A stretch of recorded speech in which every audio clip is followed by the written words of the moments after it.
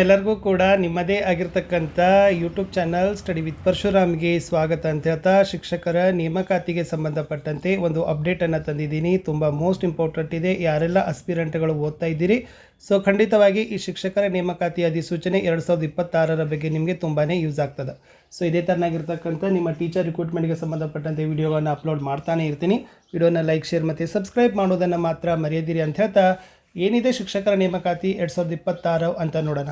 So friends, ಮೊನ್ನೆನೇ ಮಾನ್ಯ ಮುಖ್ಯಮಂತ್ರಿಗಳು ಎಲ್ಲ ಸರ್ಕಾರದ ಅಪರ ಮುಖ್ಯ ಕಾರ್ಯದರ್ಶಿಗಳು, ಮುಖ್ಯ ಕಾರ್ಯದರ್ಶಿಗಳ ಸಭೆಯನ್ನು ತೆಗೆದುಕೊಂಡು ಬಜೆಟ್ನಲ್ಲಿ ಘೋಷಣೆ ಮಾಡಿರ್ತಕ್ಕಂಥ ಎಲ್ಲ ಕಾರ್ಯಕ್ರಮಗಳನ್ನು ಮೇ ಅಂತ್ಯದಲ್ಲಿ ಕಡ್ಡಾಯವಾಗಿ ಆರ್ಡರನ್ನು ಮಾಡಬೇಕು ಅಂತ ಹೇಳಿದ್ದಾರೆ.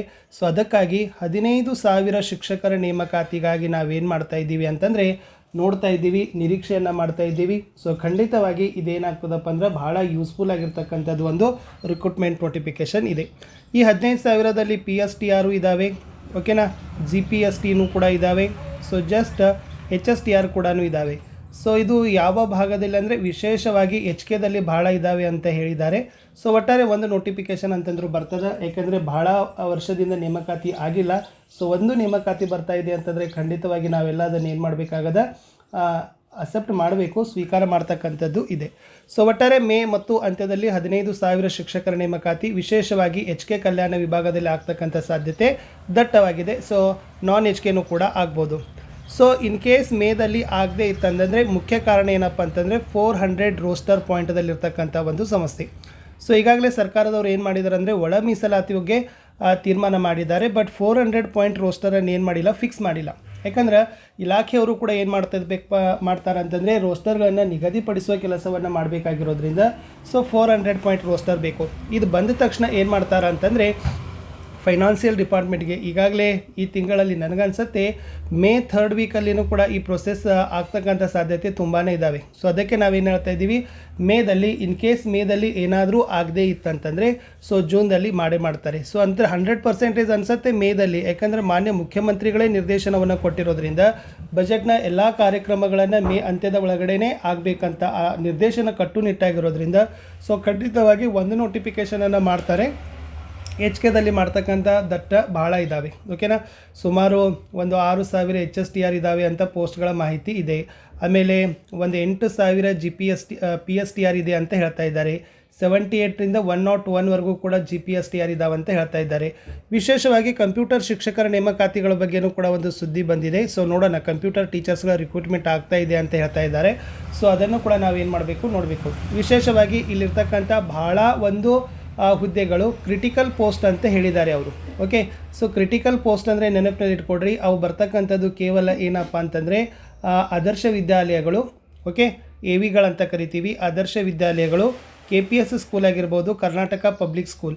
ಸೊ ಇಲ್ಲಿ ಏನಾಗಿದ್ದಾವಪ್ಪ ಅಂತಂದರೆ ಈ ಹುದ್ದೆಗಳನ್ನು ಕ್ರಿಟಿಕಲ್ ಪೋಸ್ಟ್ ಅಂತ ಕರೀತಾರೆ, ಓಕೆನಾ. ಯಾಕಂದರೆ ಮೇನ್ ಫಸ್ಟ್ ಟಾರ್ಗೆಟ್ ಇರ್ತಕ್ಕಂಥದ್ದು KPS ಶಾಲೆಗಳ ಬಲವರ್ಧನೆ ಮಾಡೋದ್ರಿಂದ ಸೊ ಹೆಚ್ಚು ನೇಮಕಾತಿ ಅವರನ್ನು ಏನು ಮಾಡ್ತಾ ಇದ್ದಾರೆ ಅಂತಂದರೆ ಆದರ್ಶ ವಿದ್ಯಾಲಯಗಳಲ್ಲಿ ಮತ್ತು KPSಗಳಲ್ಲಿ ಇಲ್ಲೆಲ್ಲ ಪೋಸ್ಟ್ಗಳನ್ನು ಫುಲ್ಫಿಲ್ ಮಾಡಲಿಕ್ಕೆ ಫಸ್ಟ್ ಪ್ರಿಪೇರನ್ನು ಮಾಡ್ತಕ್ಕಂಥ ಕೆಲಸ. ಆಮೇಲೆ ಇಲ್ಲಿ ನೇಮಕಾತಿ ಆದರೆ 12 ವರ್ಷ ಹೊರಗಡೆ ಹೋಗಲಿಕ್ಕೆ ಅವಕಾಶವೇ ಇಲ್ಲ ಈ ಒಂದು ಶಾಲೆಗಳಲ್ಲಿ, ಆದರ್ಶ ವಿದ್ಯಾಲಯ ಮತ್ತು ಕರ್ನಾಟಕ ಪಬ್ಲಿಕ್ ಸ್ಕೂಲ್ಗಳಲ್ಲಿ.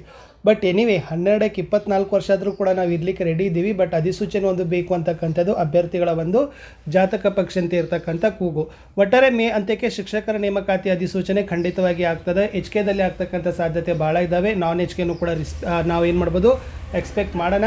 ಒಟ್ಟಾರೆ ಇದಕ್ಕೆ ಮೇನ್ ಏನಪ್ಪ ಅಂದರೆ 400 ಪಾಯಿಂಟ್ ರೋಸ್ಟರ್ ಪಾಯಿಂಟ್. ಸೊ ಈ ವಾರ ಏನಾದರೂ 400 ಬಿಂದುಗಳ ರೋಸ್ಟರ್ ಪಾಯಿಂಟ್ ನಿಗದಿ ಆಗಿತ್ತಂತಂದರೆ ಮೇ 3 ಮತ್ತು 4ನೇ ವಾರದಲ್ಲಿ ಶಿಕ್ಷಕರ ನೇಮಕಾತಿಗೆ ಖಂಡಿತವಾಗಿ ಗ್ರೀನ್ ಸಿಗ್ನಲ್ ಕೊಡ್ತಾರೆ. ಇದಕ್ಕಿರ್ತಕ್ಕಂಥ ಎಲ್ಲ ಕೆಲಸಗಳನ್ನು ಮಾಡಿದ್ದಾರೆ. ಜಸ್ಟ್ ಫೈನಾನ್ಷಿಯಲ್ ಡಿಪಾರ್ಟ್ಮೆಂಟನ್ನು ಕೂಡ ಬೇಗನೆ ಕೊಡ್ತಾರೆ ಅಂತ ಹೇಳಿದ್ದಾರೆ.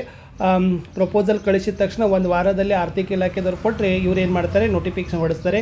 ಒಟ್ಟಾರೆ 2026 ಎಂಡಲ್ಲಿ 2026ರ ಎಂಡಲ್ಲಿ ಶಿಕ್ಷಕರ ನೇಮಕಾತಿ ಅಂತಲೂ ಕೂಡ ಗ್ಯಾರಂಟಿಯಾಗಿ ಅಪಾಯಿಂಟ್ ಆಗಿ ಸ್ಕೂಲಲ್ಲಿ ಹೋಗ್ತೀರಿ. ಏನೂ ನ್ಯಾಯಾಲಯದಲ್ಲಿ ವ್ಯಾಜ್ಯಗಳು ಇರದೇ ಇತ್ತಂದ್ರಿ, ಯಾವುದೇ ಒಂದು ಕೇಸಸ್ ಆಗದೇ ಇತ್ತಂದರೆ ಇದೇ ವರ್ಷ ನೀವೆಲ್ಲರೂ ಕೂಡ ಸರ್ಕಾರಿ ಶಾಲೆಗಳಿಗೆ ಪಾದಾರ್ಪಣೆಯನ್ನು ಮಾಡ್ತೀರಿ ಆಯ್ಕೆಯಾದವರು. ಸೊ ಇನ್ನು ಯಾರೆಲ್ಲ ಓದಿಲ್ಲ ಅನ್ನೋರು CETಗಾಗಿ ಪ್ರಿಪೇರ್ ಮಾಡಿ, CET ಚೆನ್ನಾಗಾಗಲಿ. ಲಾಸ್ಟ್ 1-2-3 ಇಯರ್ಸ್ ಅಂದರೆ 2-3 ಏನು ಪರೀಕ್ಷೆಗಳಾಗಿದ್ದಾವಲ್ಲ ಆ ಪರೀಕ್ಷೆಗಳ ಒಂದು ಪ್ರಶ್ನೆ ಪತ್ರಿಕೆಗಳನ್ನು ನೋಡಿಕೊಂಡು ಅದೇ ಪ್ಯಾಟರ್ನಲ್ಲಿ ಇನ್ನೂ ಸ್ವಲ್ಪ, ಯಾಕಂದರೆ ಕಾಂಪಿಟೇಷನ್ ಭಾಳ ಇದೆ ಮತ್ತು ಇವಾಗೆಲ್ಲ ಮೆರಿಟ್ ಕ್ಯಾಲ್ಕುಲೇಷನ್ ತುಂಬಾ ಚೇಂಜ್ ಮಾಡಿದ್ದಾರೆ. ಸೆಮ್ ನಾನ್ ಸೆಮ್ ಅಂತ ಎಲ್ಲನೂ ತೆಗೆದು ಹೋಗಿದ್ದಾರೆ.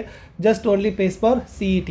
ಯಾರೆಲ್ಲ CET ಮಾಡ್ತಾರೆ ನನಗನ್ಸುತ್ತೆ ಭಾಳ ಓಲ್ಡ್ ಯಾರಿದ್ದಾರಲ್ಲ ನಾನ್ ಸೆಮ್ದವ್ರು ಭಾಳ ಜನ ಈ ಸಲ ಅಪಾಯಿಂಟ್ಮೆಂಟ್ ಆಗ್ತಾರೆ. ಅದಕ್ಕೆ ಕಾರಣ ಬ್ಯಾಕಪ್ ಸ್ಕೋರನ್ನು ರಿಮೂವ್ ಮಾಡಿದ್ದಾರೆ. ಸೊ ನಿಮ್ಮ ಡಿಗ್ರಿ ಆಗಿರ್ಬೋದು, B.Ed ಆಗಿರ್ಬೋದು, ಸೊ ಖಂಡಪಟ್ಟೆ ಏನು ಮಾಡಿದ್ದಾರೆ, ಇಳಿಸಿಬಿಟ್ಟಿದ್ದಾರೆ. Only priority its will be the CET. So CETಗೆ ಹೆಚ್ಚು ನೀವು ಫೋಕಸನ್ನು ಮಾಡಿದರೆ ಖಂಡಿತವಾಗಿರ್ತಕ್ಕಂಥದ್ದು ಒಂದು ಒಳ್ಳೆಯ ಒಂದು ಕ್ವಾಲಿಟಿ ಶಿಕ್ಷಕರನ್ನು ಬರ್ತಕ್ಕಂಥ ಸಾಧ್ಯತೆ ಇದೆ. ಒಟ್ಟಾರೆ ಶಿಕ್ಷಕರ ನೇಮಕಾತಿಗಾಗಿ ಸರ್ಕಾರ ಮನಸ್ಸು ಮಾಡಿದೆ. ಸೊ ಅಧಿಸೂಚನೆ ಮಾಡಲಿಕ್ಕೆ ಕೂಡ ತುದಿಗಾಲಲ್ಲಿ ನಿಂತಿದೆ.